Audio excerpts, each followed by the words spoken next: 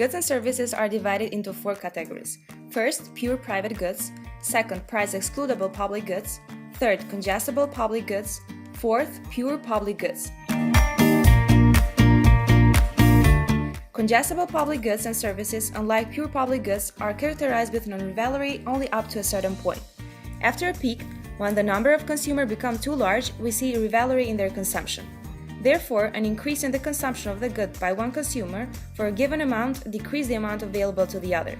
The benefits of these goods are consumed by too many people, resulting in crowding which affects the quality of goods.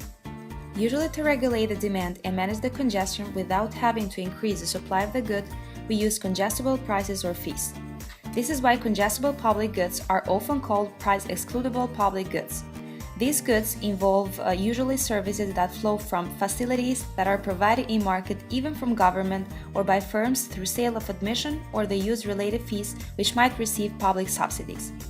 Government goods are financed from tax revenues, examples of which might include public parks, roads, highways, bridges, and recreational places. Services provided from private firms include parks of different recreational activities, theaters, and sporting centers. It is quite difficult to exclude people from these goods, such as using roads, but overcrowding in consumption of their services might affect their quality. If we have a graph with horizontal axis showing the extent to which the benefits are rival and has scale 0 to 1. Based on rivalry of their use, a congestible public goods with benefits that are partially non-rival would be somewhere between 0 and 1. Vertical axis shows the excludability on a scale from 0 to 1. A congestible public goods such as highway, for which fees can be charged, would be on the scale between 0 and 1, depending on the amount that benefit or goods can be priced. Therefore, a highway which is subject to congestion would be best represented by point H in the middle, where both the degree of rivalry and price excludability is possible through tolls. A pure public good corresponds to point B, where there is no rivalry for benefits and excludability from benefits is possible. A pure private good corresponds to point A, while some goods are non-rivalrous in their consumption, but where the exclusion is possible, it is shown by point C.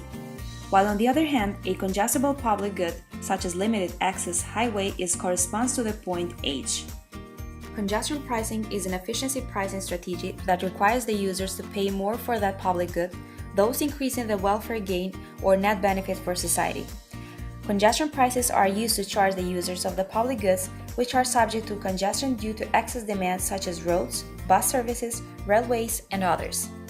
This is because the excess demand by the users create externalities incurred as social costs, and by making them pay for negative externalities will make them more conscious for the cost that they impose on the others while consuming beyond a point where marginal benefit equals marginal cost.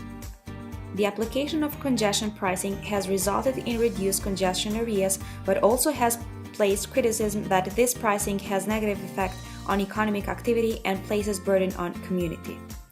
Examples of congestion prices have been implemented in many places. In London, for example, the prices have been based on the amount of carbon dioxide emission and put a higher charge on the cars with higher emission. Electronic road pricing were implemented in Singapore, the urban cordon area congestion, which charged the users every time they passed the cordon area. London charges for every vehicle that passes through public road within congestion charges zone and has successfully reduced congestion by 30% within 6 months.